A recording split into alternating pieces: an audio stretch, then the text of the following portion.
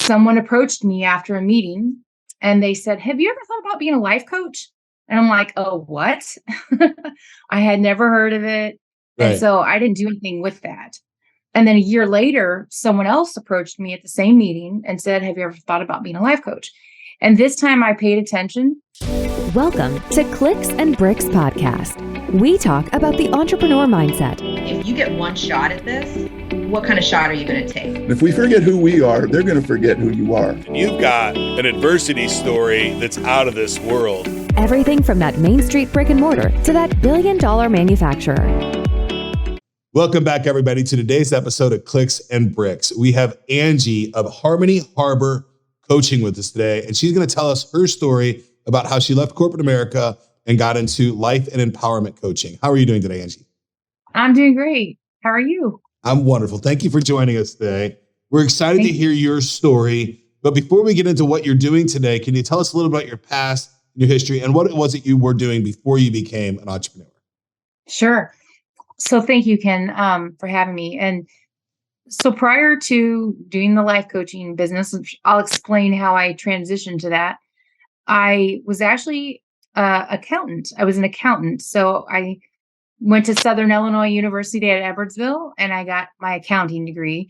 And I think I found comfort in numbers and just the ease of debits equal credits. It was comforting. It was predictable, Right. And so I became an accountant. I liked numbers, but I did like people better. I think I found them more intriguing and interesting. But at the time, so I got an accounting degree back in 1990. And right out of college, I took my CPA exam. And so I passed on my first attempt, which is a big deal. I was very proud of it. I put a lot of work into it. And I went into public accounting. So I did that for 7 years.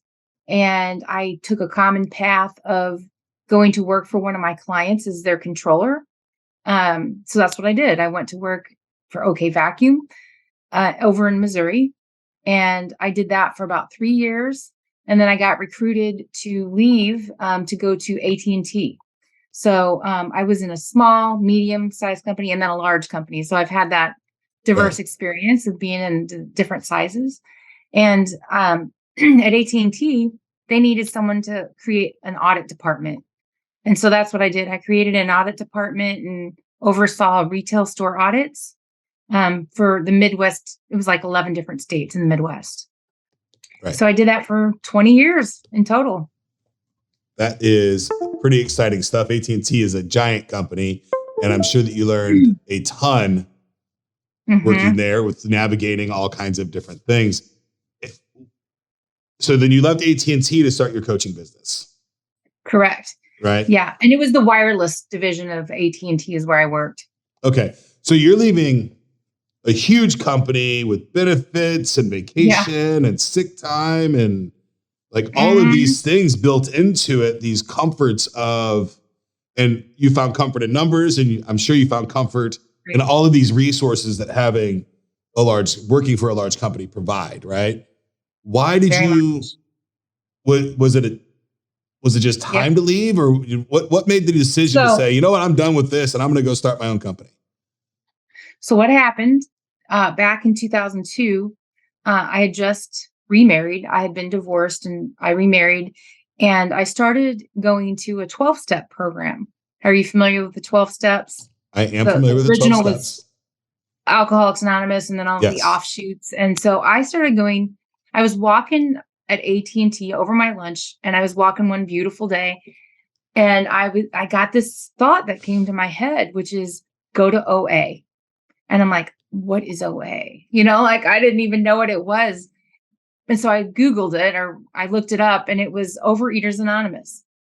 And I thought, well, that's interesting because I was a compulsive overeater, you could say. So I actually was thinner then than I am now, but it was a bit more of a mental thing of focusing on food and controlling food, trying to be thinner and exercise and just a lot of control. And so it was very mental. And I got that message, go to OA. So I looked it up. I found the closest one, and it was over in Kirkwood. So I went over there and the next day, and I joined this group, this Overeaters Anonymous group. And that was in 2002. And I remember when I got there, I just felt at home in the environment. And I got a sponsor to help me work the 12 steps on that first day. And I was working the steps, and about 5 months into doing that, my sponsor told me, okay, you're ready to sponsor people. And I'm like, no, I'm not. She said, yes, you are. So at that meeting, at the next meeting, when people said, okay, who's sponsoring? I raised my hand, and I said, I'm sponsoring. And so the reason this is important is because a few years later, someone approached me after a meeting and they said, have you ever thought about being a life coach? And I'm like, oh, what? I had never heard of it. Right. And so I didn't do anything with that. And then a year later, someone else approached me at the same meeting and said, have you ever thought about being a life coach? And this time I paid attention, and she referred me to a coach who lives in Canada, a business coach. And I called this woman right away, and we had a conversation about it. I was really looking into life coaching, like a life coaching certification. And so what happened was she referred me, this woman that I called in Canada, to a woman who's a life coach who lived literally a block away from my house in St. Louis. And so I called her up. She came over and we had a 2-hour meeting. She came to my house. I mean, she's right down the road, Right. Still is. And so at the end of that conversation, she said, would you like me to teach you something called emotional freedom technique? And I'm like, yes, because the idea of being free of our emotions, that's very powerful. And so I'm like, yeah, that sounds really intriguing. She said she used it to help her clients get focused in on whatever their session was going to be about.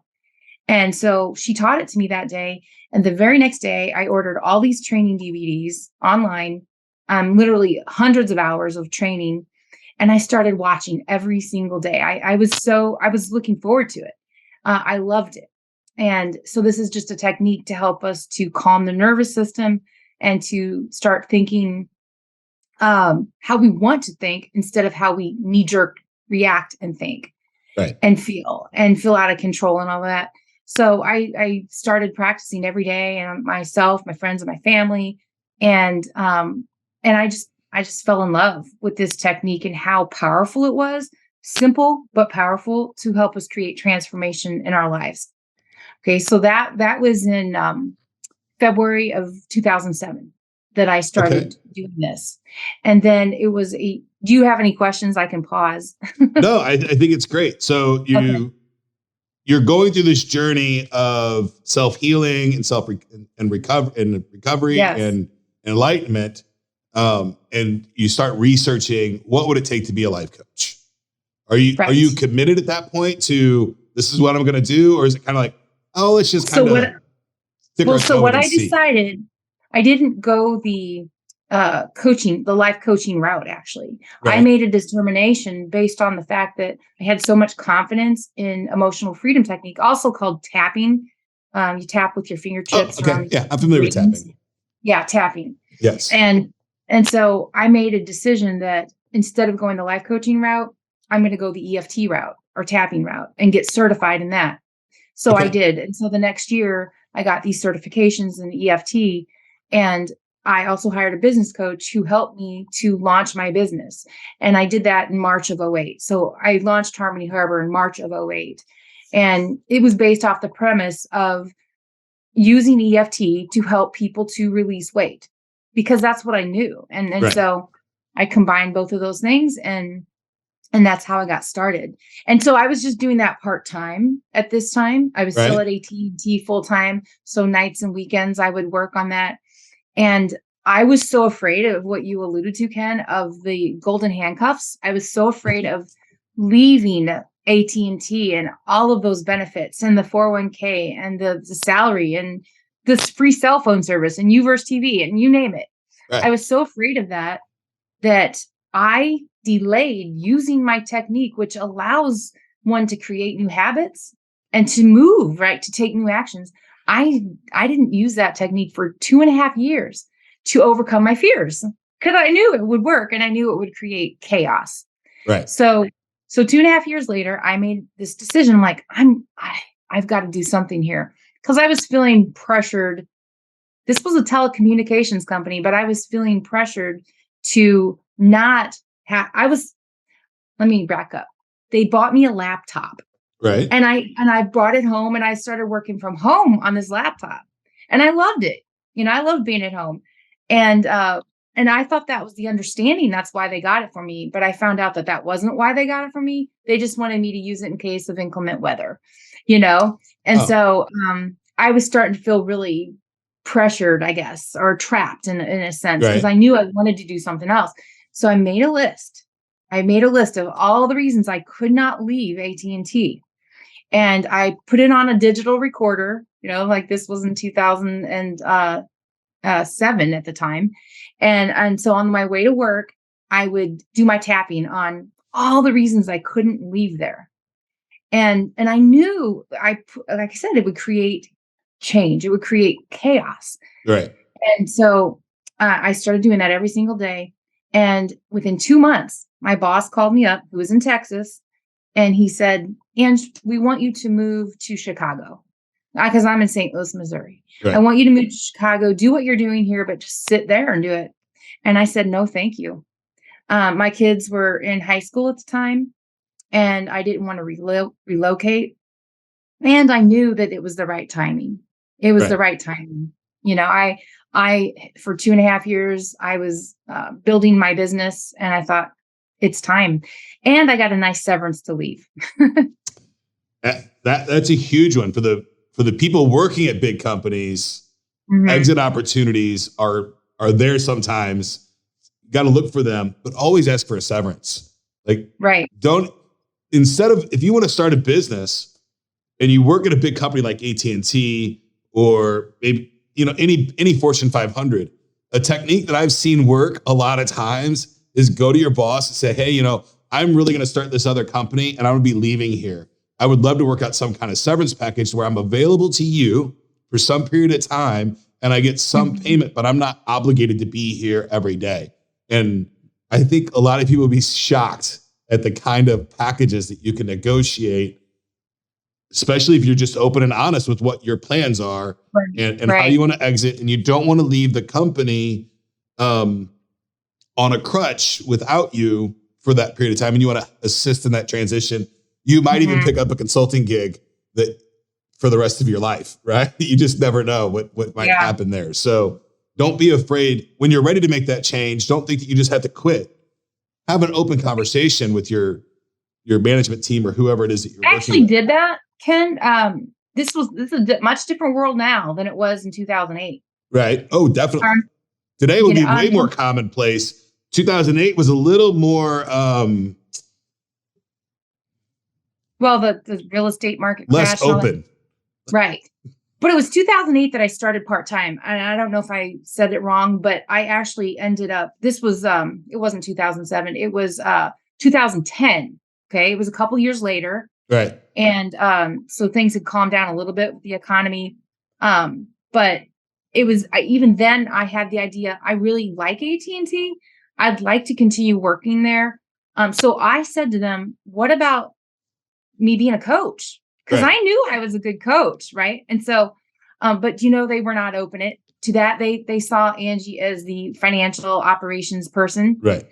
And so so I had employees around the 11 states. I didn't need to sit in an office space to manage that. I didn't need to go to Chicago. It just didn't make any sense to me. But anyway, they weren't interested, so I ended up just going out on my own. So I left there in February of 2011. So it was almost 3 years later after I had been doing it part-time. So now you have to transition. Some people would just start looking for another job right away. Oh, right? No, I didn't. I'm going to leave AT&T. Yeah. I've got my side hustle. And some people can't get through their head that this is a side hustle to go to full time. Right. Can you tell us a little bit about that decision-making process? And, was family involved or was this Angie just going, this is what I'm going to do? Or, what was the support structure there? The fact that they wanted me to move to Chicago, AT&T, was a blessing because Right. now I had an excuse. Like, well, I can't move. Like my mom, she didn't want me to leave AT&T. I'm like, well, hey, they asked me to leave. I didn't go on my own accord. Right. But I was nervous. I was nervous. That's why I did the tapping technique, because I was truly afraid, have a high financial security need and a high safety need. And so I didn't know how it was going to work out. And my husband, he was working full time. He'd been employed for over 20 years at this, janitor supply industry. And so I was scared. I really was. But I had a passion to do the coaching, and I Right. knew it was what I loved. And so I believe what was really pivotal for me was doing that tapping technique, because it calms our nervous system. It calms the fight or flight or freeze response that we get into when we're scared. And it gives us resourcefulness, and it gives us solutions and ideas about, well, what can I do? And so I didn't even think about going part-time with my career. Like I knew I needed to grow it and to be Right. all in. And Okay. so right after I left, I joined a BNI group, a business Yep. network international group. That following Monday, I left on a Friday. I joined BNI on a Monday. So Wonderful. And from there, you just start bringing in new clients and building the company. Right. yep. Wonderful. And my I love husband it. lost his job 6 months later. He Wow. lost his job due to a downsizing and a relocation, just like I had gone through. Right. And so he actually drew unemployment. I never did draw unemployment because I knew I wasn't, Right. I didn't need to. And but he drew unemployment for 11 months, and he ended up getting an offer. He's a purchasing guy. Right. And then he negotiated, they rescinded the offer. And so I said, hey, I need help over here. Why don't you help me? And so it's going on now 11 years, and he's still working with me. Oh, wonderful. Husband He's and wife not a team. coach. Yeah. Okay. Yeah. He's not a coach, but we have a VA, a virtual assistant. She called him the man of everything. Okay. So he does the Because he does- website, some marketing stuff, Yeah, he some does all- bookkeeping, yeah. all that back office stuff, so that you can focus on you, Right. which you are the service and the product here, right? Right. It's Right. so Yeah. you need back office people in the VA, and working Right. with VAs is its own special set of skills. Right? It is. It is. Yes, absolutely. I love it. Now, Harmony Harbor coaches, is it coaches or coaching? Coaching. Mhm. Harmony Harbor Coaching, you specialize now in women overcoming trauma or grief. Is that correct? Right. All right. Mhm. And that's on the marketing side. We always talk about, what problem do you solve and who do you solve it for? So you've Right. really nailed that home, right? Your coach was able to pull your very specific, unique value proposition out of you. And Right. I'm positive what I know about the world and marketing, that has been probably the biggest catalyst for your success, is knowing who you serve and what problem you solve for them. That's very true. But that's a pretty emotional task to take on. It's a hard thing to do. I'm sure that it's wildly grateful. Can you tell us why you chose that specific niche and to go into this knowing, and I'm sure you knew the mental distress it would put you through as well? Yeah, I'm a Libra. And so Libras are into relationships, and so even back in the very beginning, when I was working with women with weight loss and men, I've always worked with both men and women, actually. The group thing that I'm doing now is only for women. Okay. But I still work with men privately, just to make that distinction. Okay. But through line of everyone that I've ever worked with, it's always been about relationships.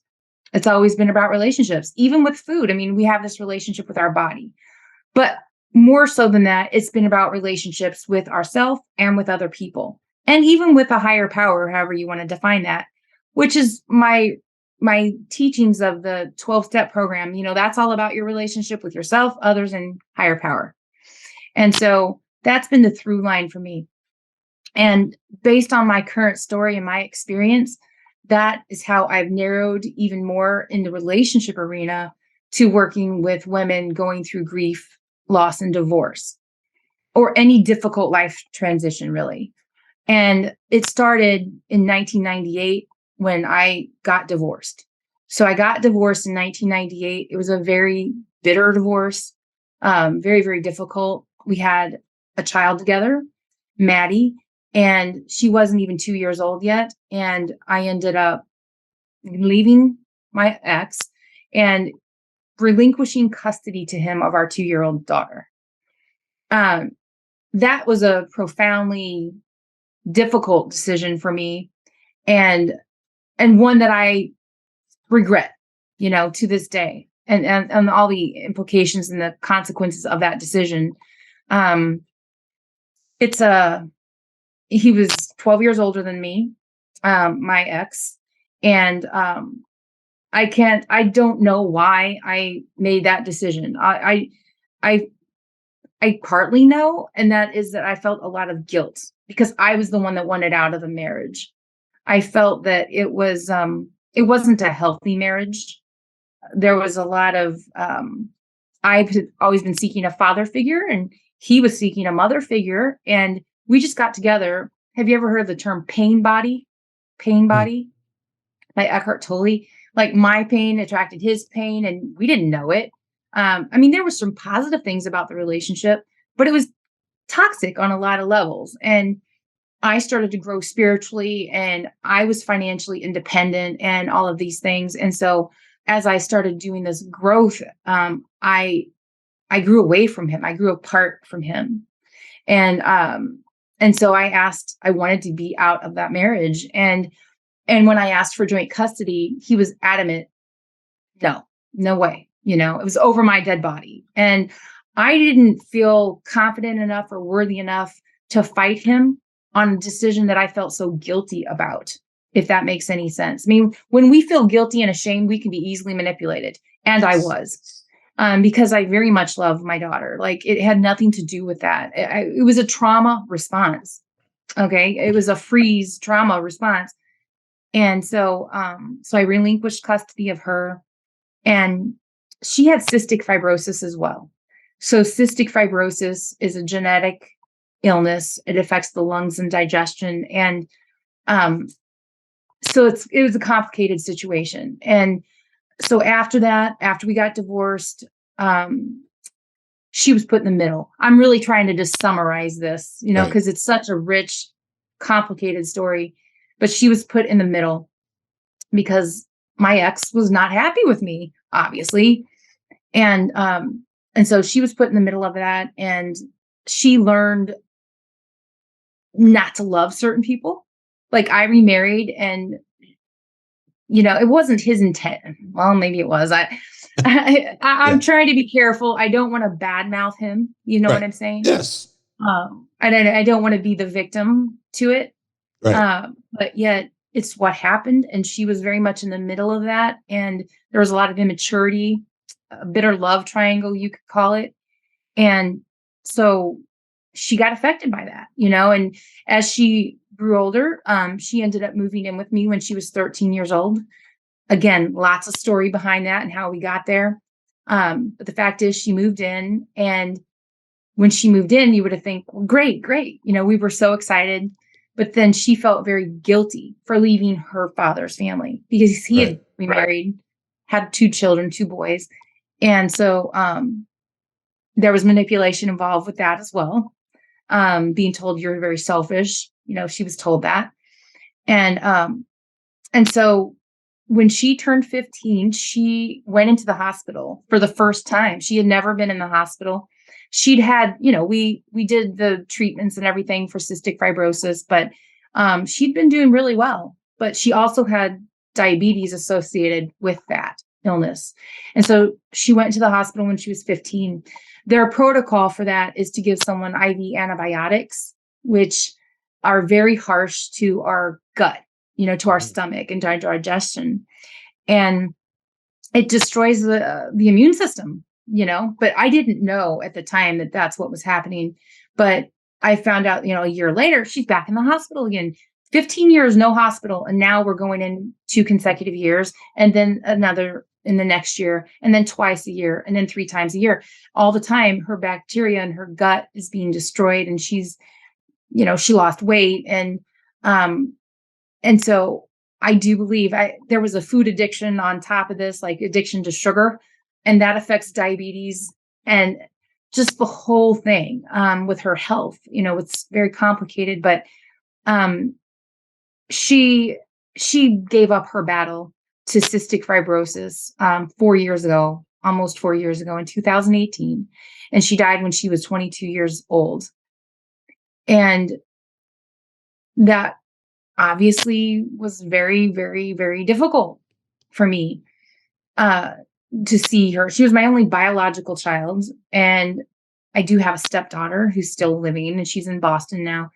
She's 27. And so just, losing Maddie,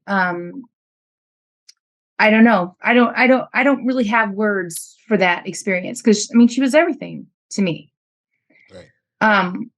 But she's still also here with me, and I see her as like my angel guide.